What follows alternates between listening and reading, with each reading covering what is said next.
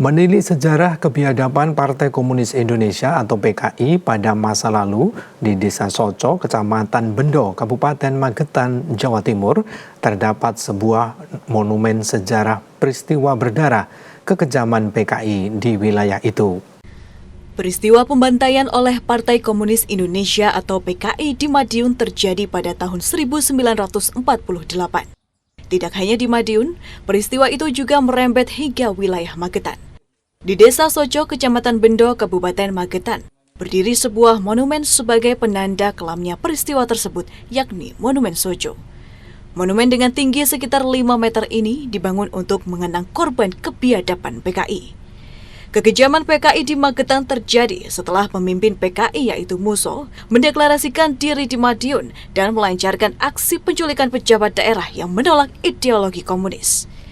Peristiwa Soco ini sentral tahunnya 1948. Memang diawali dari tanggal 18 September 48 setelah Muso mendeklarasikan RSI di Madiun tadi itu, orang-orang PKI setelah serentak merebut secara paksa pemerintahan yang ada yang tidak pro PKI.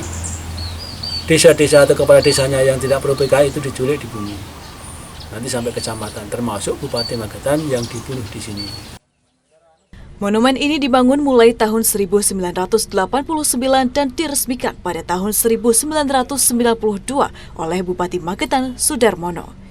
Monumen tentang kekejaman PKI tidak hanya berdiri di satu lokasi, melainkan juga terdapat di tempat lain yang berjarak sekitar 1 km. Mengetahui sejarah dari monumen ini, salah seorang pengunjung mengatakan betapa pentingnya mempelajari sejarah untuk menghindari terjadinya kembali peristiwa kelam tersebut. Kita perlu belajar sejarah. Betul-betul kita harus belajar sejarah. Kenapa demikian? Karena sejarah itulah yang akan mengarahkan kita. Jangan sampai 2 kali kita terjadi peristiwa hal yang sama. Meski Partai Komunis Indonesia sudah dihapus dan dilarang, kewaspadaan tetap harus dikedepankan untuk menghindari berkembangnya ideologi komunis yang bertentangan dengan nilai agama dan Pancasila. Kontributor Magetan, Jawa Timur, Sukirno, MTA TV.